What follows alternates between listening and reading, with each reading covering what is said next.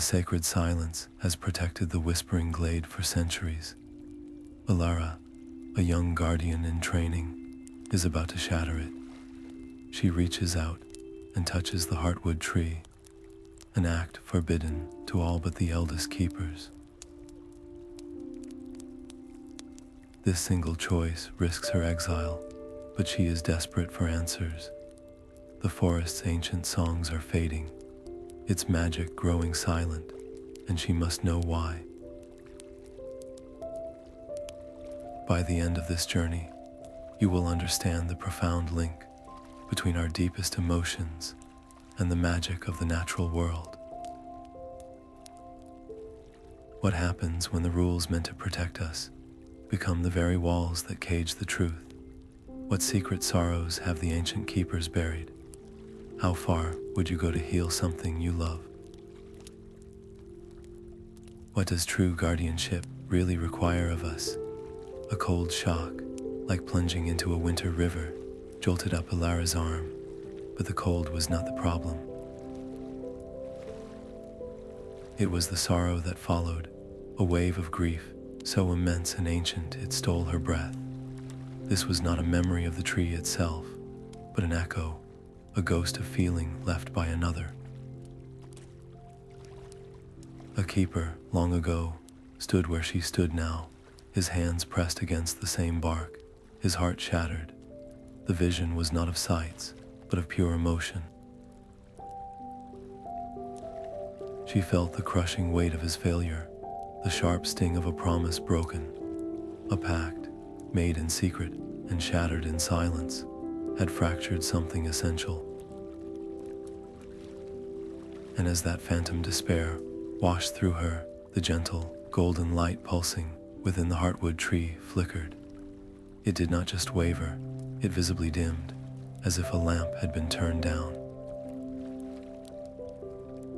Elara snatched her hand back, stumbling away from the trunk. Her own heart hammered against her ribs. She had sought answers, a logical reason for the forest's silence, but the tree had given her a raw, aching wound. The rules were not just about protection, they were a barrier against this very pain. By touching the heartwood, she had not just broken a law, she had reopened a scar, and the forest itself had flinched in response. What kind of pact could cause such lasting sorrow, and why would its memory be strong enough to drain the light from the world's heart? A shadow fell over her, cold and sharp as a mountain peak. Alara did not need to look up to know who stood there. Kalin, the lead keeper, had found her. His silence was more terrible than any shout. When he finally spoke, his voice was stripped of all its usual warmth, leaving only a hollow, frigid core. You were told never to touch the heartwood. His words were not a question, but a verdict. Alara's own voice trembled as she tried to explain, to speak of the fading songs and her desperate need for answers. But Kalin cut her off. Your search for answers has cost us all. Can you not feel it? The air itself is thinner. The barrier that has shielded this grove for 1,000 years has been weakened by your reckless touch. He did not gesture to the trees or the air, but Alara felt it then, a subtle fraying at the edges of her own senses, like a great tapestry beginning to unravel at a single pulled thread. Her defiance crumbled into a sickening dread. She had gone to the tree, seeking a way to heal the forest, only to be told she had wounded it further. Her desperate plea that she had felt something, a sorrow, a broken pact, sounded like a child's excuse even to her own ears. Kalin's disappointment was a physical weight. We do not touch the heart, would not out of mere tradition, but because it is a living record. Every touch leaves a mark. Every strong emotion can stain its core. You have poured your confusion and your defiance into the one thing we are sworn to protect. And in doing so, You have let the outside world press in a little closer. The fear that coiled in her stomach then was not of exile, but of a far greater truth. Had her need to help truly caused irreversible harm? Was the very act of seeking a solution the very thing that would destroy everything? That night, the light began to die. Alara huddled in her small chamber, the weight of Kalin's judgment a stone in her chest. It started as a subtle dimming, a slow draining of color from the world outside her window. The luminous mosses that carpeted the ancient oaks, usually glowing with a soft, silver-green radiance, flickered like guttering candle flames. Their light did not simply vanish, it faded, growing pale and sickly. From the deep shadows between the trees, she saw the playful, darting lights of the forest sprites vanish one by one, retreating into hollows and under roots. Their usual, chiming laughter was replaced by a silence that felt like fear. This was not the quiet peace of the grove, but the terrified hush of a child hiding from a storm. And she could feel it, a cold tremor running through the very air, a sensation like 1,000 fine threads being pulled taut against her skin. Her connection to the Heartwood had not been severed when she pulled her hand away. It had been forged. The tree's anguish was now a whisper in her blood, and the forest's distress was a physical ache in her bones. She had sought a connection to understand the silence, and in her recklessness, she had been granted one, a terrible and intimate link to a world in pain. This was her burden to carry, a secret knowledge of the decay she had accelerated. No one else would feel it as she did. They would see the dimming lights and call it a mystery, but she would know it as a consequence. How do you live with the knowledge that your touch, however well-intentioned, has spread a chill through everything you love? The answer, she was beginning to understand, was that you bear it alone, and you find a way to make it right, no matter the cost. Guilt became her compass, leading Alara away from the fading light and into the deep, silent earth. She followed a forgotten path known only in whispered tales, descending into the archive of echoes. This was not a library of scrolls and books, but a cavern of living crystal, where the final, most powerful moments of every past keeper were preserved as pure emotional resonance. The air hummed with 1,000 stored lives, a symphony of joy, duty, and sorrow. She moved through the towering, translucent forms, her own despair a small, dark note against their grand chorus. Then she found it. One crystal, unlike the others, did not pulse with a soft light. It was a shard of perfect, frozen midnight, and when her fingers brushed its cold surface, the memory did not gently unfold, it seized her.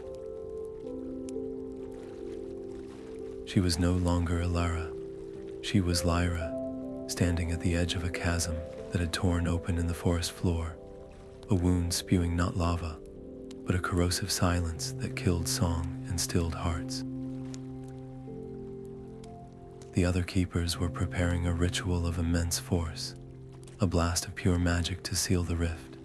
But Lyra saw the truth. Force would only create a scar, a weak point that would one day fail. The only way to truly heal the wound was to weave a living lock, a barrier sustained not by power, but by perpetual, focused intention. And the only thread strong enough for that weave was a keeper's own voice, the very instrument of their magic. In that final, devastating moment, Lyra made her choice. She did not chant or shout. She turned her voice inward, binding it into a silent, eternal song of guardianship, and poured that song into the chasm. The rift sealed instantly, perfectly, But Lyra's voice was gone forever, trapped within the earth as the price of peace. The crystal went dark, and Alara stumbled back into herself, the echo of that ultimate sacrifice ringing in her own silent throat. Lyra had not failed. She had given everything, and her silence was not a symptom of decay, but the very cure for it. So why was the forest dying now? If Lyra's sacrifice had truly fixed the problem, what new sorrow was now pulling at the threads? The frozen silence of Lyra's crystal still clung to Alara's mind, but a new sensation began to prickle at the edges of her awareness. It was a cold draft in a sealed room, a subtle wrongness that pulled her focus from the past to a present, creeping threat. Deep within the archive's resonant hum, she felt it, a predatory hunger stalking the forest's outermost edge. This was not a physical beast, but a void creature, a being woven from absence itself, drawn to the scent of fading magic like a scavenger to a dying fire. It fed on silence and sorrow, and the Heartwood's dimming light was a beacon calling it home. Her first instinct was to scream, to race from the cavern and sound the alarm. But the thought died before it could form. To reveal this threat, she would have to confess everything: her forbidden touch, her theft into the archive, her reckless pursuit of answers. Kalin would see it not as a warning, but as more proof of her destructive nature. She would be confined, stripped of her duties, and any chance to act would be lost. The keepers, bound by their rigid protocols, would never believe a novice who had already broken their most sacred law. They would see a desperate girl crying wolf, not a guardian reporting a genuine crisis. She was trapped between the certain doom of her exile and the possible doom of the entire forest. The void creature was a patient hunter, testing the weakened barrier, and only she could feel its chilling presence. Could she find a way to warn them without revealing her own transgressions? Or was the forest's only hope locked inside the one person they would never trust? A faint, chiming whisper brushed against her ear, a sound like tiny bells muffled by leaves. Alara turned to find Finn hovering just beyond the archive's entrance, his usual radiant glow subdued to a worried flicker. The little forest sprite she had once untangled from a thorn vine months ago now darted closer, his light pulsing with urgency. He had felt the cold, too, the invasive hunger seeping into the roots of his home. The sprites are the first to know when the forest's breath grows shallow, he chimed softly. We can feel the silence spreading from the Shadowfen. That forsaken marsh was the source, a place of stagnant water and forgotten magic where the barrier had always been thin.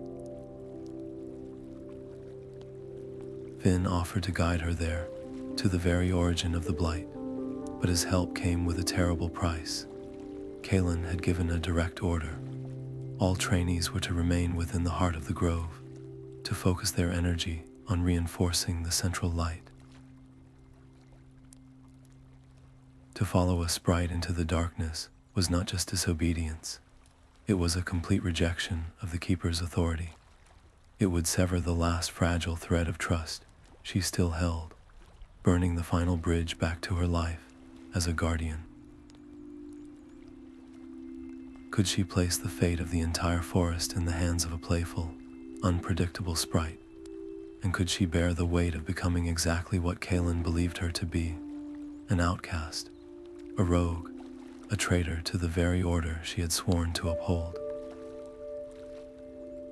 To say yes was to leap into the unknown with only a flicker of light as her guide. The marsh air was thick enough to drink, a bitter brew of rot and regret. Elara's boots sank into the black mud with a sound like a dying sigh. each step a struggle against the swamp's clinging grasp. Finn's light, usually a bright, cheerful beacon, was now a strained, flickering gold, pushing back against a mist that seemed to swallow sound itself. This was the Shadowfen, a place where the world felt thin, worn through like an old cloth, and the echoes here were not of noble sacrifice, like Lyra's. They were raw, untreated wounds of fear. A whisper slithered past her ear, the ghost of a keeper's terror, as she realized she was lost. A cold sensation of being watched crawled down Alara's spine, a fragment of another's paranoia. These were not full memories, but emotional shrapnel, and they clung to her mind like burrs, seeking a home in her own anxieties. What if Kalin was right? What if her presence here was the final mistake that would doom them all? The doubts felt like her own, but they were amplified, given a vicious, whispering voice by the fen itself. She had to focus, to anchor herself not in the mission's grand purpose, but in the small, immediate reality of Finn's fragile light and the next precarious foothold on a half-submerged log. The void creature was not just a physical threat, it was an emotional one, and this swamp was its hunting ground. To find it, she would have to walk through a gallery of other people's nightmares without letting them become her own. How do you fight a fear that knows your heart better than you do? You take one more step, and then another, and you do not look back. The mud gave way to a clearing of black, glassy water. In its center stood the void creature, and it was nothing and everything at once. It had no eyes, no mouth, no form you could truly describe, yet it projected a profound, intelligent hunger. It was a grief eater. Finn's chiming voice was a thread of pure terror in her mind. They are born from sorrow that was never mourned, from guilt that was never absolved. The forgotten pains of the ancient keepers festered in places like this, and over centuries, that emotional residue had gained a terrible, hollow life. It did not consume trees or flesh. It fed on the very emotions the keepers had tried to lock away: despair, regret, and shame. And Alara realized with a sickening jolt that she had brought it a feast. Her own guilt over touching the heartwood, her doubt in her path, her fear of Kalin's judgment. These were not just feelings. They were a beacon, a scent on the wind that drew the creature's full, silent attention. It turned toward her, and the air grew colder still. To fight it with magic would be useless. You cannot blast a hole in a shadow. Any anger or fear she summoned would only make it stronger, feeding it more power. The only way to harm it was to starve it. She had to master the very emotions that made her a target. She had to find a stillness inside herself, a peace that the creature could not digest. But how do you find peace when you are standing before the embodiment of every mistake you have ever made? The grief eater did not advance. It simply waited, a patient fisherman, knowing the turmoil in her heart would soon enough reel her in. Her greatest battle would not be fought with spells or strength, but in the silent, desperate theater of her own mind. Could she forgive herself for her choices before her sorrow consumed everything? The spectral form was a cage of pure regret. Elara saw her then, a shimmering outline of a woman woven from the same oppressive silence that filled the fen. Keeper Lyra was not a memory in a crystal, but a prisoner, her essence bound to the grief eater by a single, unbreakable chain. The creature did not just feed on her sorrow, it was made from it, a monstrous child of her one unresolved failure. Lyra's voice, Though silent, formed words directly in Alara's mind, each one heavy with centuries of self-reproach. I sealed the rift with my song, but I failed to ask the forest for its forgiveness. The ritual was an act of imposition, of my will upon its wound. I gave my voice to save it, but I never apologized for the arrogance that forced such a sacrifice. That unspoken apology festered here, in this forgotten place, and gave this thing its form. It feeds because I never made amends. The revelation struck Alara with the force of a physical blow. The Keeper's greatest strength, their unwavering will, had also been their fatal flaw. They saw the forest as something to be protected through control, through rules and barriers, but they had forgotten it was a partner, a living being that could be wounded by good intentions. An apology was not a sign of weakness. It was an act of reconnection, an acknowledgement of a shared wound. Lyra's gaze, filled with a profound and ancient sadness, locked with Alara's. You must do what I could not. You must go to the Heartwood, not to take answers, but to give an apology. Speak it from the core of your being, for your own transgressions and for mine. Only a truth that raw can sever this chain. The grief eater shifted, sensing the shift in its primary source of nourishment. It now had a new target, a new wellspring of regret to consume. Elara's journey was no longer just about warning the Keepers or defeating a monster. It was about healing a rift, not in the earth, but in the very heart of the covenant between Guardian and Grove. Could a single, heartfelt sorry, spoken into the bark of an ancient tree, truly hold enough power to break a curse centuries in the making? The journey back was a frantic blur of shadow and thorn. Elara ran, her lungs burning with the swamp's bitter air, while Finn's light guttered against her shoulder like a dying star. The miasma of the Shadowfen was a poison to his kind, a slow, suffocating weight that dimmed his chimes to a faint, desperate whisper. Each faltering pulse of his glow was a hammer blow to her heart. He had guided her into the darkness, and now he was paying the price for her mission. She burst into the Whispering Glade, not as a returning hero, but as a wild-eyed fugitive, her clothes stained with mud, and her face etched with a terror the orderly Keepers could not comprehend. They stood in a silent, rigid circle around the Heartwood, their hands raised in a unified ritual, their faces masks of concentrated will.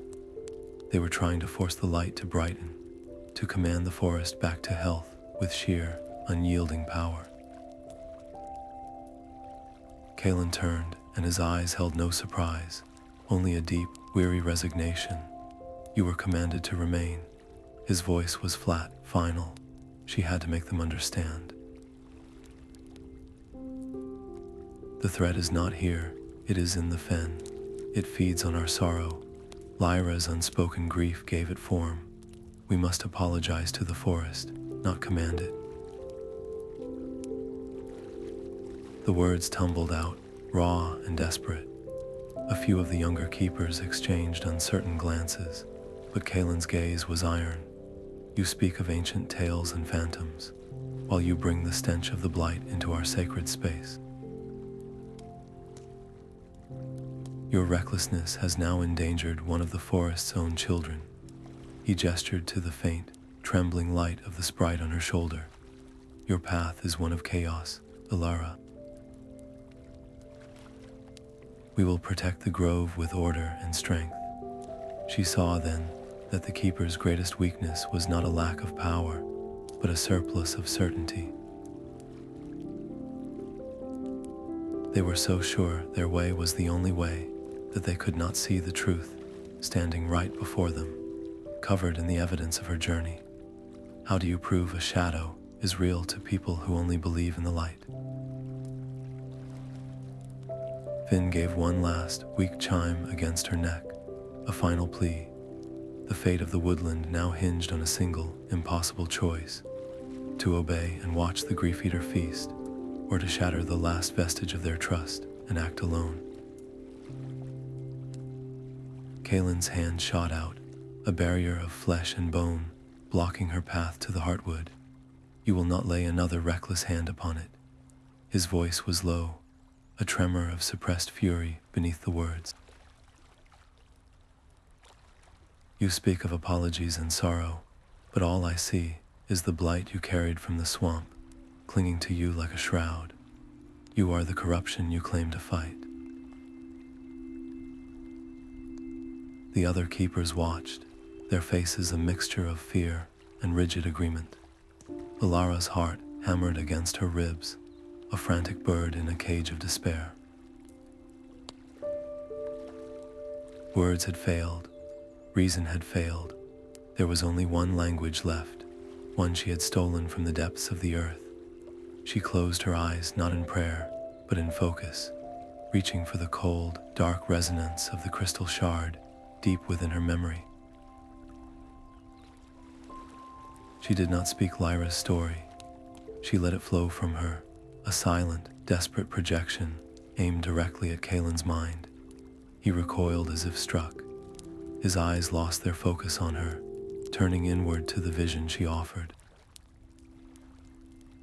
He felt the tearing agony of the chasm, not as a historical event, but as a present, visceral threat. He experienced Lyra's moment of ultimate clarity, the understanding that force would only be a temporary patch. Most of all, he felt the crushing weight of her choice, the deliberate, eternal silencing of her own voice, not as a failure, but as the only possible solution. It was not a tale of triumph, but one of profound, heartbreaking necessity. The vision ended as abruptly as it began, leaving Kalin swaying on his feet, his face ashen. The rigid certainty in his eyes had shattered, replaced by a dawning, horrifying comprehension. The stories he had revered, the rules he had enforced without question, they were all built around that single, silent sacrifice. And in all his years of study, he had never once considered that Lyra's greatest regret might not be the loss of her voice, but the pride that made its loss necessary. His arms slowly lowered, the command in his posture melted away, leaving only the stunned confusion of a man whose entire world has just been rewritten. He looked from Alara's desperate face to the dimming Heartwood, and then back to his own hands, as if seeing them for the first time. The tradition he had sworn to uphold was a monument, but he had never asked what lay buried beneath its stones. If the greatest keeper in their history had chosen a path of vulnerable surrender over one of unyielding control, what did that say about the foundations of their order? What other truths had they buried in their quest for an orderly, silent peace? The Grief-Eater was not some external monster invading their grove. It was a ghost they had all helped to create, a child of their collective, unspoken shame. And in that moment of shared, silent understanding, the barrier between novice and master did not just weaken, it vanished completely. The chamber was a circle of ancient stone, and the air within it felt just as old and heavy. The elder keepers sat in silence, their faces carved from the same unyielding wood as their staffs. Kalin stood before them, a changed man, his voice hollowed out by the vision Alara had shared. He did not defend her actions. He simply recounted them, and then he told them of Lyra's true choice, of the sorrow that had festered and taken form. The silence that followed was not peaceful, but fractured, filled with the quiet cracks of a 1,000-year-old certainty beginning to splinter.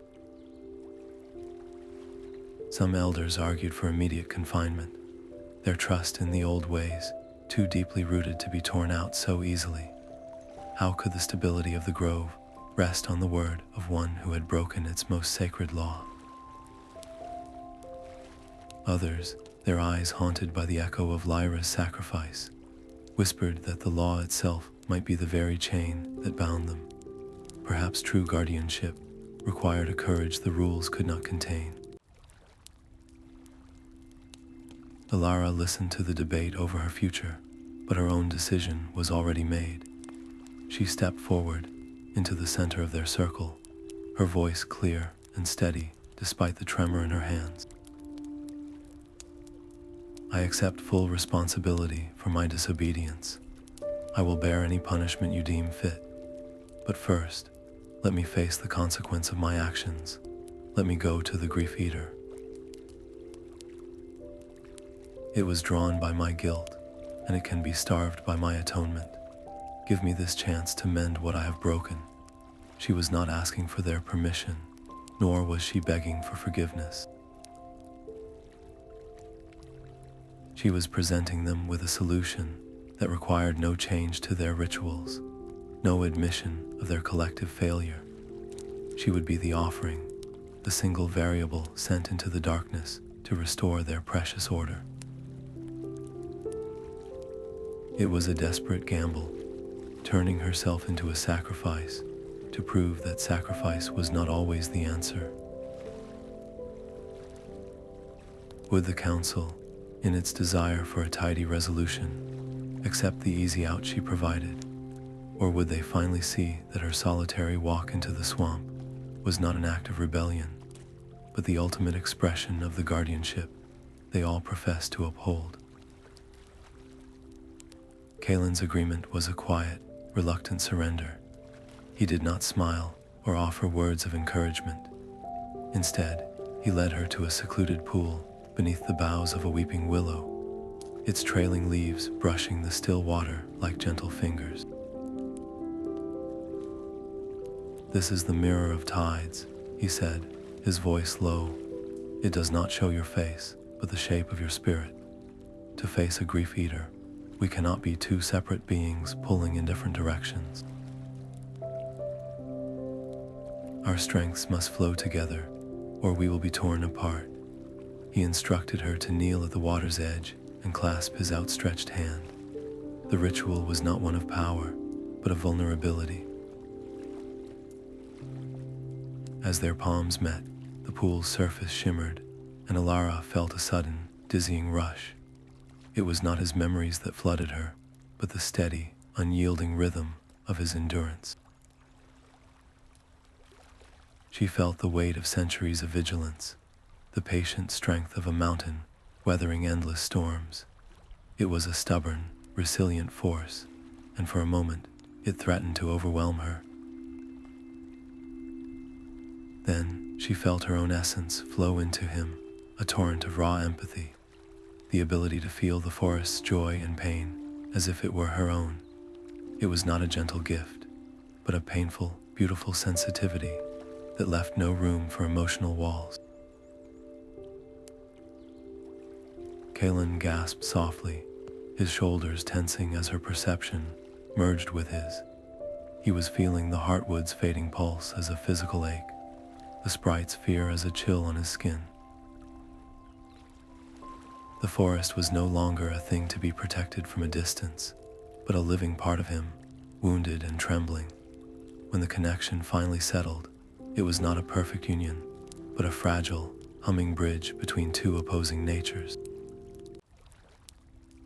His endurance gave structure to her empathy, and her empathy gave purpose to his endurance. He looked at her, his eyes wide with a new, unsettling understanding. "You feel everything," he whispered, and it was not an accusation, but a statement of awe and horror. She met his gaze, her own resolve tempered by his steadfastness. "And you have forgotten how to feel anything at all." In that shared space between their spirits, a fragile trust was born, not from agreement, but from a stark and necessary comprehension of what the other had to offer. They were two halves of a broken whole, and only together could they possibly hope to face the emptiness that awaited them. The Grief Eater did not so much arrive as it condensed from the very air, a blot of absolute silence forming at the grove's edge. It drank the light around it, and its form was a shifting tapestry of stolen sorrow. It pulsed with the Keeper's collective fear, the phantom sting of Lyra's regret, the acidic burn of Alara's own guilt. It was no longer a single entity, but a mirror reflecting every buried pain back at them, magnified and given hungry, physical form. The Elder Keepers reacted as they were trained. A barrier of pure, brilliant white light flared into existence, a wall of will meant to repel any darkness. The moment it touched the Grief Eater, the creature did not recoil. It fed, the barrier flickered, its vibrant energy siphoned away, and the creature grew denser, more defined. Spells of binding, woven from threads of ancient power, were unraveled into nothingness before they could even take hold. Each attempt to fight it with force only made it stronger, proving a terrible truth they were unwilling to accept. You cannot defeat a shadow by shouting at it. You cannot heal a wound by pressing harder upon it. Their greatest strength had become their greatest liability, their ordered magic nothing more than a banquet for the emptiness they faced. The fight was not just failing, it was accelerating their own defeat. What do you do when every weapon you possess only sharpens the blade of your enemy? The Keeper's brilliant shields were only making the darkness stronger. Alara watched their magic flicker and die, feeding the void with every burst of disciplined will. It was like trying to put out a fire with oil. In that moment of terrifying clarity, she understood. The Grief Eater was a being of pure, unresolved sorrow. It could not be fought because fighting was a form of pain. It had to be outshone. It was vulnerable not to power, but to its absolute opposite, to joy, to reconciliation, to the warm weight of a happy memory. She turned to the circle of desperate elders, her voice cutting through their chants. Stop, you are feeding it. It does not understand your spells. It only tastes your fear and your frustration. We have to give it something else. We have to remember. The most powerful magic was not in their staffs, but in their hearts. She called out to them, not as a novice to her masters, but as one guardian to another. Share your first memory of the forest song. Remember the first sprout you helped grow, the first wounded creature you healed with a whisper. Do not hold those moments inside. Pour them into the Heartwood. Let it remember what it feels like to be loved without condition. One by one, the Keepers lowered their staffs, their faces etched with confusion. This was not their way. Their training was a fortress against such raw, emotional outpouring. But Kalin was the first to relent. He closed his eyes, and a soft, golden light began to pulse from his chest. He was remembering a day from his own youth, a simple moment of sitting beneath the Heartwood as a sapling, feeling its approval like a warm sun on his skin. That small, personal joy flowed from him, a thin but steady stream of light that touched the ancient tree's bark. Another Keeper followed, then another. A memory of a rescued bird taking flight, the echo of a child's laughter in the grove, the profound peace of a shared silence with a trusted friend. These were not grand acts of magic, but the small, forgotten treasures of a lifetime of service. The Heartwood began to drink them in, and its dim light, which had been guttering like a dying ember, began to brighten. It did not flare with the harsh intensity of their forced rituals, but glowed with the deep, steady radiance of a rekindled hearth. The grief eater recoiled. This was a sustenance it could not digest. This light did not feed its hunger. It soothed the ache that had created it. The creature's form, once so solid and menacing, began to waver at the edges, becoming translucent as the collective warmth of 1,000 happy memories pushed it back toward the shadows.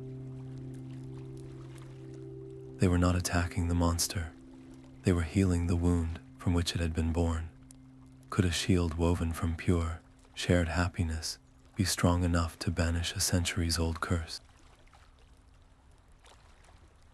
The answer was unfolding before them, not in a blaze of power, but in a gentle, rising dawn. A shimmering form began to coalesce from the golden light, woven from the very memories the keepers had shared. It was Keeper Lyra, not as a prisoner of sorrow, but as a spirit of release. Her form was translucent, but the love in her eyes was solid and real. She turned her gaze upon the ancient Heartwood, and when she spoke, her voice was not a sound that traveled through the air, but one that bloomed directly in the heart of every living thing in the grove. "I am sorry." The words were simple, but they carried the weight of centuries. For my arrogance, for my belief that my will alone could heal your wound without first asking for your consent. I gave my voice to save you, but I never honored you with my humility. I offer that now. It is all I have left to give. As she spoke this long withheld apology, a profound shift occurred within the grief eater. The creature, which had been so dense and menacing, convulsed. A substantial portion of its form, the core that was made entirely from Lyra's specific, festering regret, simply unraveled. It did not vanish in a blast, but dissolved like a knot being gently untied, its dark threads loosening and fading into harmless mist. The creature shrank, its presence less overwhelming, its hunger noticeably weakened. It was still a threat, but it was no longer a titan. It had lost its foundational power. Lyra's spirit began to fade, but her expression was one of profound peace. She had finally completed her duty, not with a grand sacrifice, but with a quiet, heartfelt admission of a shared fault. Her gaze met Alara's for a final, grateful moment, and then she was gone, her essence merging completely with the restored light of the Heartwood. The greatest strength a guardian can possess is not an unbreakable will, but the courage to admit a broken one. In that single, honest apology, Lyra had accomplished what centuries of silent vigilance could not. She had begun to heal the oldest wound of all. The golden light of shared memory was a shield, but holding it steady demanded everything the keepers had left. Their bodies trembled with the effort, their faces pale and strained, as if they were physically holding back a collapsing sky. This was not a battle of power, but of endurance, and they were losing. The grief eater, wounded and diminished by Lyra's release, did not retreat. Its form churned with a new, furious purpose. It had been denied its oldest meal, and now it lashed out at the feast before it. It did not attack their bodies, but the very connections they had forged. A cold spike of alien dread pierced Kalin's mind, a terror that was not his own, shattering his focus on a happy memory of a sunlit sapling. Another keeper cried out, clutching her head as a phantom voice whispered that her entire life's work was a pointless vanity. The fragile web of shared joy began to fray, its light flickering under the assault. The creature was turning their greatest strength, their empathy, their mental bonds, into a weapon against them. To fight it on this physical plane was impossible. The only way to reach it was to meet it where it lived, in the realm of pure emotion. Alara knew what she had to do, and the risk was absolute. She looked at Kalin, her voice steady. "I have to go in. You must protect my body. I will be completely defenseless." He gave a single, grim nod, understanding the terrible bargain. She would venture into the storm of its being, and he would become her anchor in the world, guarding an empty shell while her spirit waged a war he could not see. She sat before the Heartwood, placed her hands upon its now warm bark, and let her consciousness fall inward, slipping from the solid world into the howling tempest of the creature's core. Her physical form went still, a statue of vulnerable flesh, entirely dependent on the protection of those who were barely holding on themselves. Inside the storm, there was no ground, no sky, only a swirling chaos of stolen feelings. It was a screaming gallery of every regret the keepers had ever sealed away.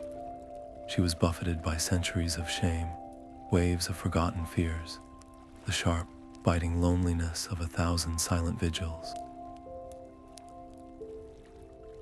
This was the Grief Eater's true form, not a monster, but a prison of pain. She had no staff, no spell, only the raw essence of who she was. To fight here was to be consumed. Her only hope was to walk through the storm without becoming part of it, to find the core of this sorrow and offer it not resistance, but understanding. Could her own heart, still scarred by guilt and doubt, possibly hold enough light to navigate this absolute darkness? Her own fears whispered that she would be lost forever, just another voice added to the eternal scream. The storm inside the Grief Eater had no up or down, only a suffocating whirlwind of stolen sorrow. Alara was not walking through it, she was drowning in it. The first manifestation rose from the chaos, not as a monster, but as a perfect, crystalline memory. She saw herself touching the Heartwood, and this time she watched the light within it die completely, snuffing out like a candle in a gale. The vision was so vivid, she could feel the cold, dead bark beneath her fingertips. A phantom voice, sharp as Kalin's but laced with her own self-doubt, hissed in her ear. "See what you have done. You came to heal, and you have only brought death."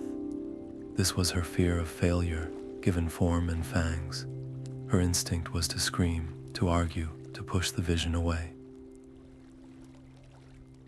But fighting it fed the storm, making the whirlwind churn faster. Instead, she took a shaky breath and spoke to the phantom. "Yes, I was afraid. I acted without full understanding, and my actions caused harm. I accept that. The admission did not make the vision vanish, but it stole its power.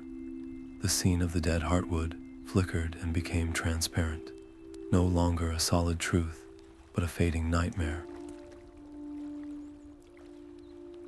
The second fear was colder, more isolating. The whirlwind parted to show her the Whispering Glade, but it was empty. The keepers were gone. The sprites were silent. She stood alone in a forest that no longer recognized her, the trees themselves turning away, their leaves curling in disdain.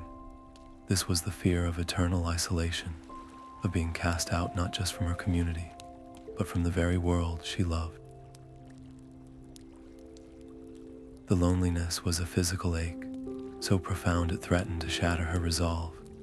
"You are alone because you chose to be," the storm whispered. "You broke the trust, and this is your eternal reward." Tears welled in her eyes, but she did not deny the pain. "I chose a path I believed was right, even when it meant walking it alone," she answered, her voice trembling but clear. "The loneliness is the price of my choice, not the proof of my error. I bear it." As she accepted the weight of her potential exile, the empty glade dissolved around her, the phantom trees melting back into the swirling gloom. The final fear was the most visceral. It was Finn, the little sprite, but not as the fading light on her shoulder. This Finn was broken, his light extinguished, his delicate form still and lifeless in her cupped hands. This was her terror of causing irreparable harm to the innocent, the very heart of her guilt given a face. This manifestation did not speak. It just was, a silent, devastating accusation. The grief that washed over her was so real, so total, that she wanted to curl up and let the storm take her. This was the sorrow the grief eater wanted to feast on forever. But as she looked down at the terrible image, a new thought emerged, not from defiance, but from a deeper well of love. "I would give anything to undo this," she whispered to the phantom. "But my guilt will not bring your light back. My sorrow will not heal the forest. The only thing I can offer is my promise. I will learn from this pain. I will be more careful, more listening, more humble. I will turn this guilt into a vow to protect life more fiercely than ever before." She did not try to erase the image of the broken sprite. She simply held it in her mind, acknowledged the terrible possibility, and then made a choice to move forward despite it. The moment she did, the apparition of Finn crumbled into motes of light that were gently absorbed by the storm, adding a tiny flicker of warmth to the consuming cold. She had not defeated the manifestations. She had disarmed them by refusing to fight. Her guilt, once a sharp blade turned inward, was now a heavy but useful tool. It was the memory of a mistake she would not repeat, the fuel for a more thoughtful determination. The chaotic storm around her began to still, the screaming voices softening into a murmur. She had navigated the gallery of her own nightmares and emerged not unscathed, but unchained. The core of the grief eater was now exposed to her, no longer a fortress of fear, but a wounded thing waiting for a final, gentle touch. A flicker of gold was the only warning. The grief eater, sensing the source of its frustration within Alara's defenseless body, lunged toward her still form. Kalin braced himself, his own protective magic a weak, shimmering shield against an enemy that fed on such efforts. But the attack never landed. From Alara's shoulder, a tiny, determined light launched itself into the path of the void. It was Finn. He did not try to fight. He did not try to harm. With the very last of his strength, he did the only thing a sprite truly knows how to do. He created a moment of pure, distracting wonder. His form exploded not into a blast, but into 1,000 shimmering fragments. Each piece became a perfect, glowing illusion of Alara, a chorus of golden echoes that scattered throughout the grove. For a single, crucial heartbeat, the grief eater hesitated, its predatory focus shattered by a galaxy of false targets. It lashed out at one phantom, then another, each one dissolving into harmless light as it was touched. The diversion worked. The creature's attack on Alara's physical form was broken, but when the last illusion faded, Finn was no longer a bright, chiming presence. He lay on the mossy ground beside her knee, his light reduced to the faintest ember. His delicate wings were still. He did not move, his tiny body a silent testament to a loyalty that asked for nothing in return. He had spent his very essence, not in a grand act of magic, but in a simple, selfless trick, buying the one person who could save them all a few more precious seconds. The cost of that time was now written in his fading form. The battle was not over, but a different kind of silence fell, one filled with the terrible price of a single, brave heart. Elara opened her eyes, but the world she saw was no longer just the grove. She saw the shimmering threads of emotion, connecting every keeper to the Heartwood, and she saw the tangled, bleeding knot of the grief-eater's core. It was not a monster to be slain, but a wound that needed to be sung to sleep. Her voice, when she found it, was quiet but unshakable. It is not a battle. It is a lullaby. She looked at Kalin, and the bridge between their spirits hummed with a new understanding. He gave a single nod, then turned to the circle of exhausted elders.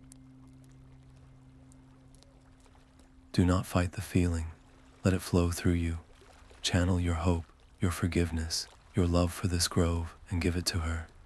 He placed a hand on the Heartwood, becoming a conduit, a steady anchor for the river of emotion about to be unleashed. One by one, the keepers lowered their defenses. It was the most vulnerable act of their long lives. They stopped resisting the creature's psychic assault, and instead leaned into the very emotions it tried to weaponize. A young keeper, instead of fighting the phantom whisper that her work was vanity, remembered the grateful nuzzle of a healed fox and sent that pure, uncomplicated affection forward. An elder, grappling with a century of rigid doctrine, recalled the first time he truly listened to the forest's whisper and felt the joy of a student, not a master. They did not blast their feelings outward. They offered them to Alara, a torrent of golden light, converging on her still form.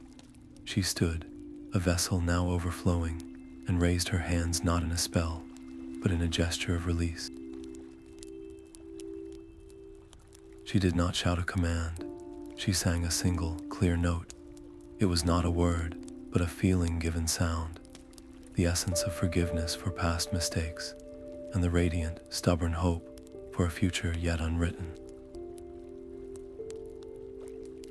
This note, woven from the keeper's collective heart, struck the grief-eater's core, and the creature, which had consumed only sorrow and conflict for centuries, did not know what to do with it. The pure, harmonious sound did not feed it. It unraveled it. The dark form did not shatter or explode. It softened, its edges blurring, its malevolent hunger dissolving into a sigh of release.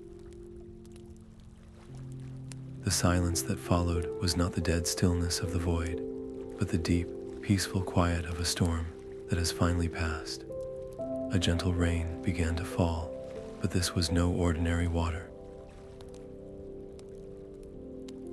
Each drop was a tear of released sorrow, warm and soft against the skin, carrying centuries of pent-up grief down to the thirsty roots below.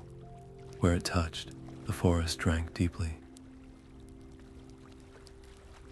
The gray pallor that had clung to the leaves washed away, revealing emerald, sapphire, and gold colors so vibrant they seemed to sing. The Whispering Glade itself exhaled, a long, soft sigh of relief that rustled through every branch. And then the Heartwood Tree began to pulse, not with the weak, faltering light of before, but with a deep, rhythmic golden radiance that beat in time with the very heart of the world. This was not a restoration to what was, but a rebirth into something new, something stronger. The sorrows had not been erased, but transformed, their painful energy alchemized into a resilience that now fed the soil. The grief-eater was gone, but its essence remained, not as a monster, but as a nutrient, a memory of hardship that now fortified the grove against future despair. How often do we believe that to heal is to return to a state before the wound? True healing is not an erasure, but an integration. The forest was not the same, as it was before the first rift, and it was not the same as it was before Alara's touch. It was wiser, more complex, and infinitely more beautiful for having endured. The scars were still there, but they were now part of the grain, part of the story. What new songs would the trees sing now that they remembered how to transform sorrow into strength? The golden light of the heartwood-bathed Finn's still form, but he remained a cold, dark ember against the vibrant moss. Elara cradled him in her palms, her own heart aching with a new kind of sorrow, one tempered by the grove's rebirth, but sharpened by his sacrifice. The grand magic was done, the great wound healed, but this one small life hung in the balance. She knew no spell of power would work here. He had given his light to create wonder, and only wonder could call him back. Closing her eyes, she began to sing. These were not the structured chants of the keepers, but the oldest guardian songs, the simple, wordless melodies that were said to have coaxed the first leaves from the soil. Her voice was soft, a thread of pure affection weaving through the grove's renewed hum. She sang of dewdrops on spider webs at dawn, of the secret language of rustling leaves, of the joyful, darting chase of fireflies on a summer night. She poured into her song every memory of his chiming laughter, every instance of his brave, flickering guidance in the darkness. For a long time, nothing happened. Then the tiniest spark, like a single golden star, flickering to life in a vast, empty sky, pulsed within his chest. It was so faint, so fragile, that a blink might have been to miss it. But it was there. Slowly, painstakingly, the light began to spread, tracing the delicate veins of his wings, warming the core of his being.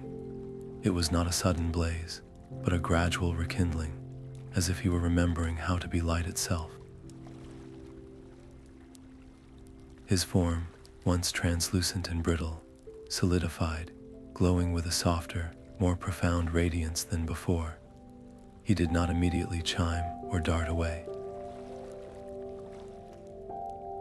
He simply rested in her hands, his light pulsing in time with her heartbeat and the deep, resonant rhythm of the heartwood, a silent testament to a bond that had been forged in shared vulnerability and sealed in a song of pure, selfless love.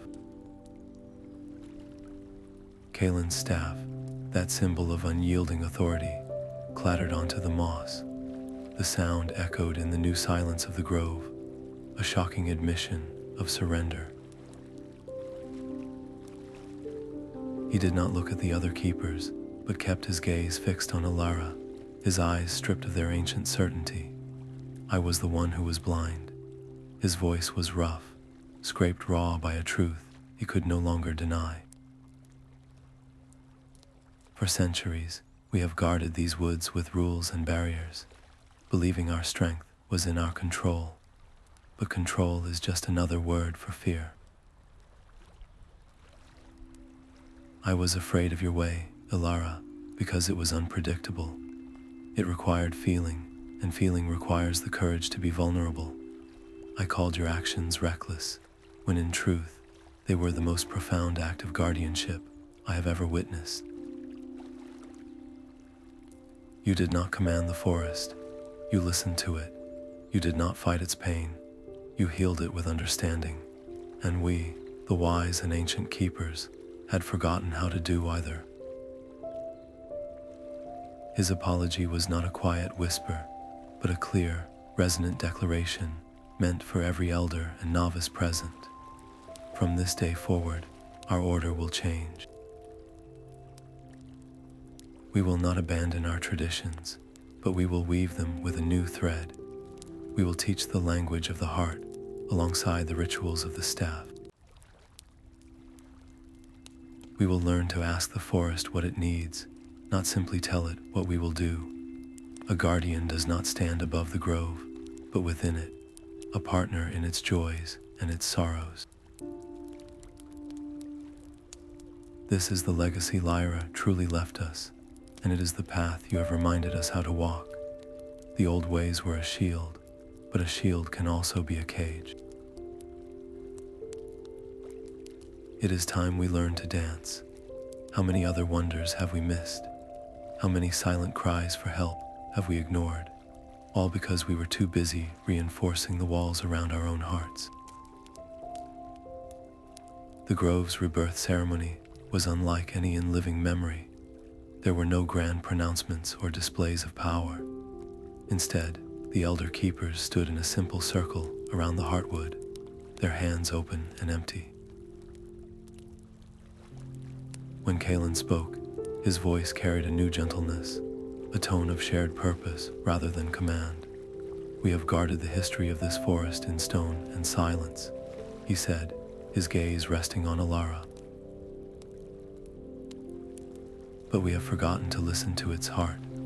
From this day forward, we must learn from the echoes we have sealed away.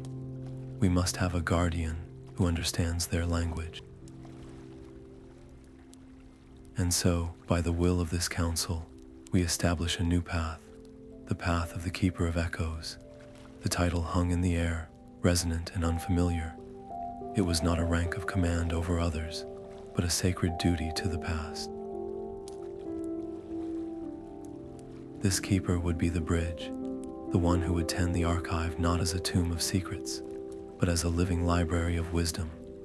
Their role would be to interpret the sorrows and the joys stored within the crystals, to ensure that the lessons of past sacrifices and failures would forever guide their future choices. They would be the forest's memory and its most empathetic heart. All eyes turned to Elara. The weight of the moment was immense, not as a burden, but as a profound, quiet honor. She thought of Lyra's silent sacrifice, of Finn's fading light, of her own desperate journey through the storm of fear. She had not sought authority. She had only ever sought to understand, and in doing so, she had shown them a deeper way to protect what they loved. When she gave her answer, her voice was soft but clear, carrying to every corner of the glade. "I accept. I will be your keeper of echoes." Her hand rested on the warm bark of the Heartwood, feeling its steady, golden pulse. This was not an end to her journey, but a new beginning. The real work started now, the careful, patient task of turning grief into guidance, and ensuring that no sorrow would ever again be left to fester in the dark. How do you honor a legacy of pain? You do not hide from it. You make it the foundation of a wiser, more compassionate world. Finn's light pulsed steadily in the quiet air, a soft, golden rhythm that matched the slow, deep breathing of the grove. He hovered before Alara, no longer the frantic spark of their desperate flight, but something quieter, more profound. His chime, when it came, was not a sound heard with the ears, but a resonance felt in the soul. "I will remain." The words were a vow, simple and absolute. "Where you walk, I will light your path.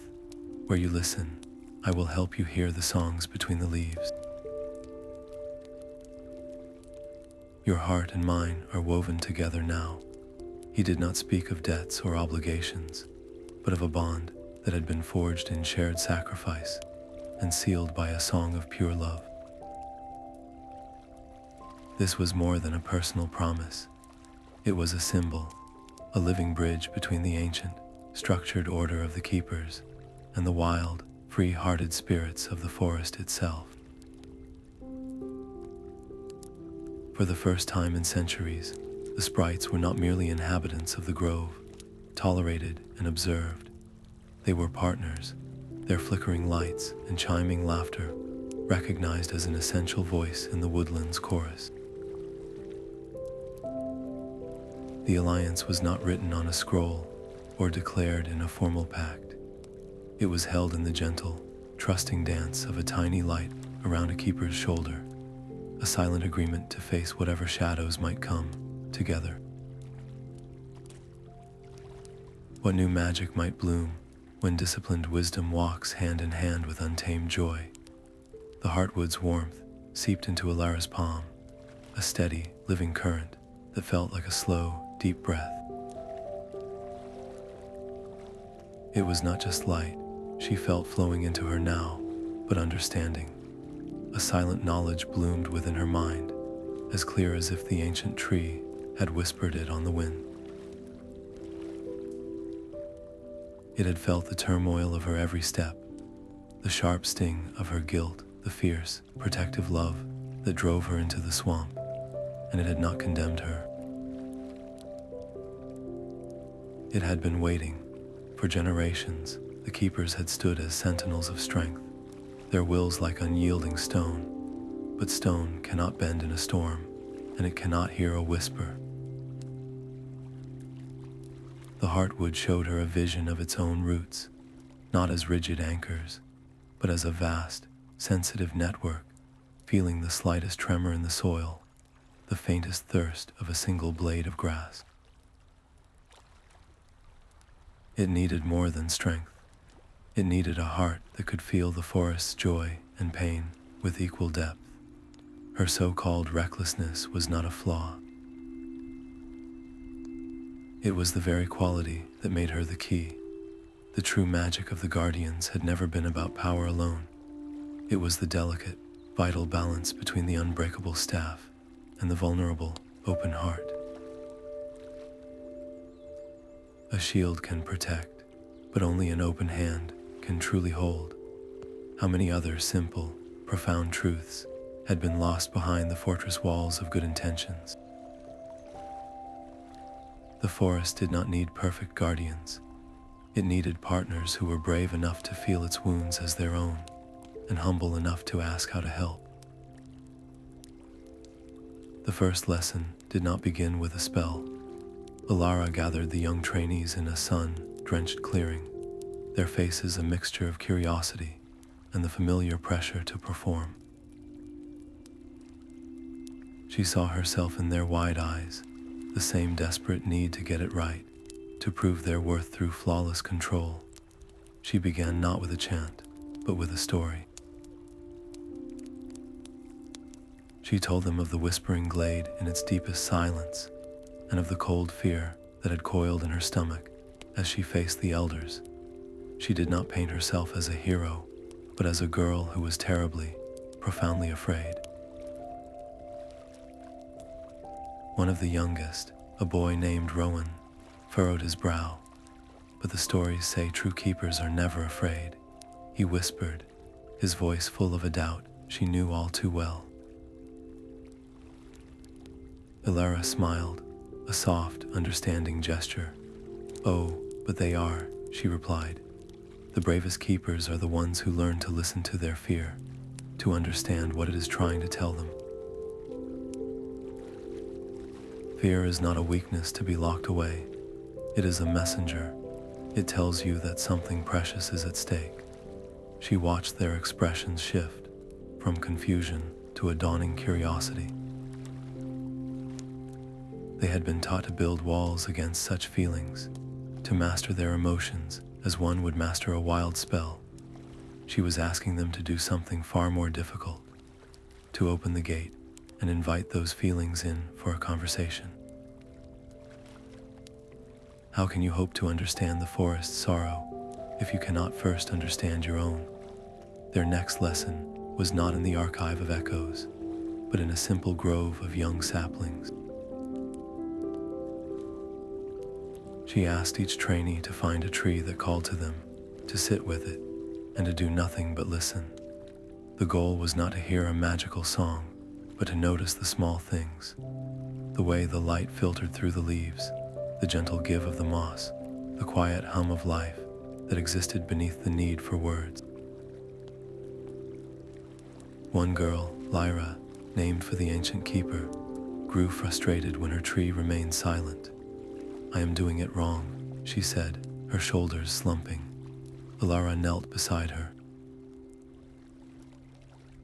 "You are trying to listen for a shout," she said gently, "but the forest most often speaks in a whisper. What is the whisper you are feeling right now? Lyra hesitated.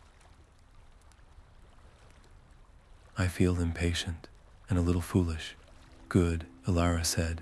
Now offer that feeling to the tree, not as a problem, but as an honest part of yourself. See how it responds. Lyra closed her eyes, and after a long moment, a single leaf drifted down and landed softly in her lap. It was not a grand event, but it was a connection, a small, quiet answer to a vulnerable offering. The true magic, Alara explained to them all, is not in commanding the world to be quiet so you can hear the important things. It is in learning that the rustle of your own restless heart is part of the music. To become a guardian is to weave your own fragile, human emotions into the great, enduring tapestry of the grove, not as flaws to be hidden, but as threads of unique and essential color. The first notes of the Festival of Echoes were not sung, but remembered. Elara stood before the gathered community, her hands resting on the heartwood, and simply closed her eyes.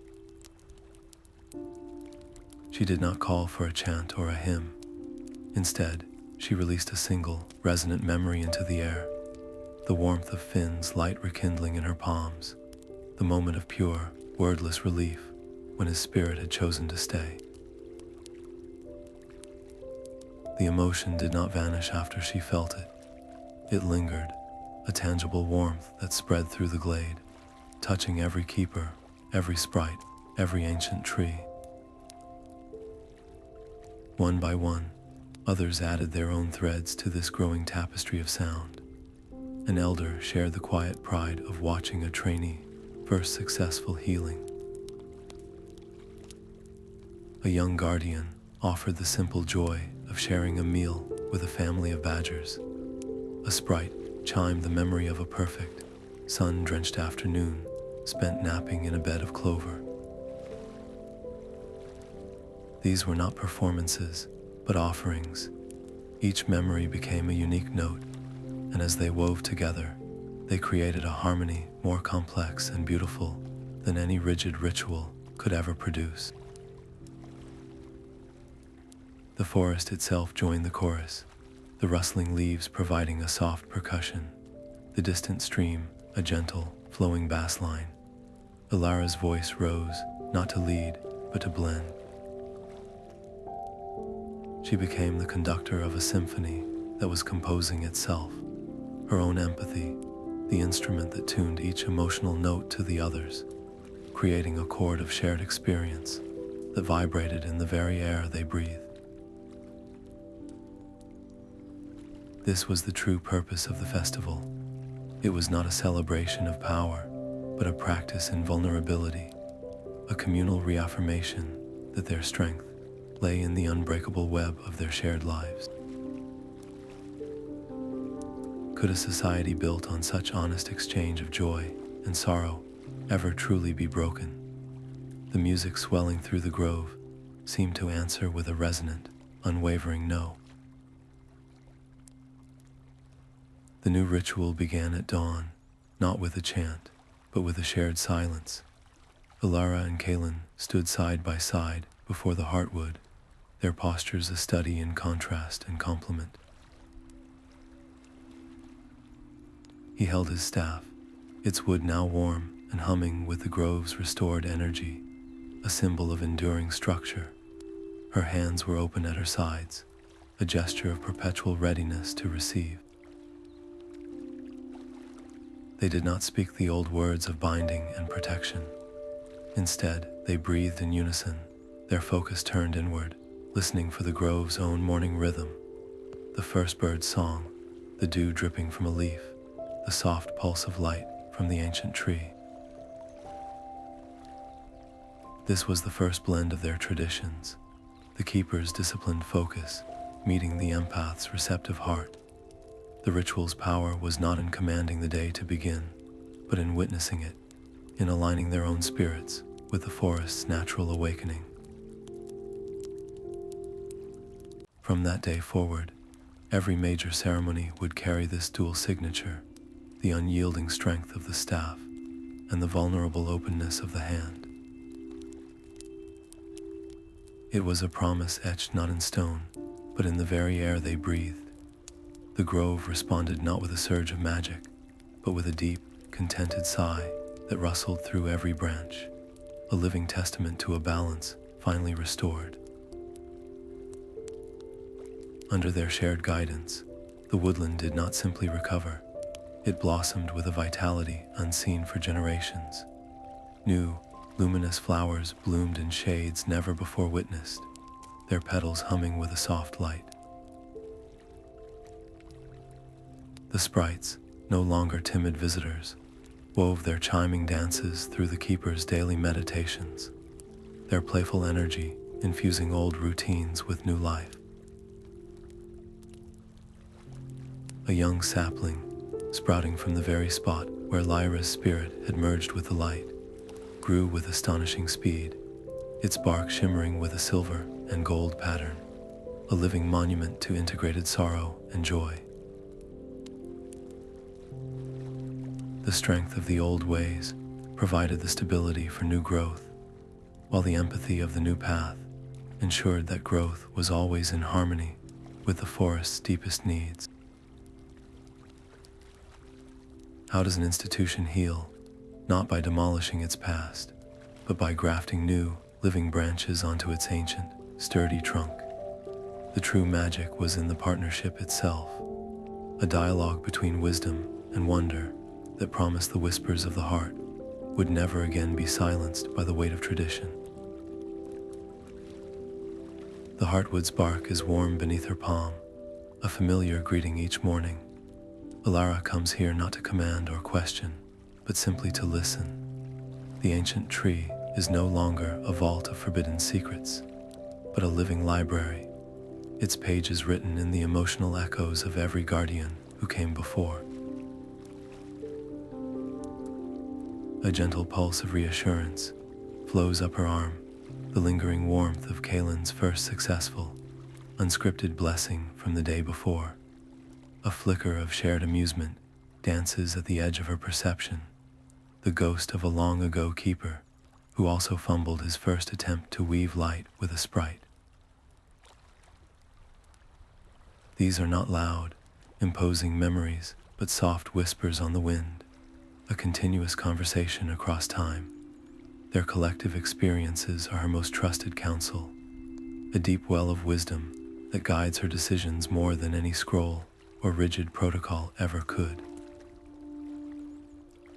She feels their approval not in grand pronouncements, but in the specific way the sunlight dapples the moss at her feet, or in the particular rustle of leaves that sounds like a sigh of contentment. How do you know you are on the right path? You listen for the echoes of those who walked it before you, and you feel the world around you sigh in relief. This is the new covenant, a partnership with the past that makes the future infinitely more secure. The forest is no longer a charge to be defended, but a chorus of voices, both past and present, and her role is to ensure every one of them is heard.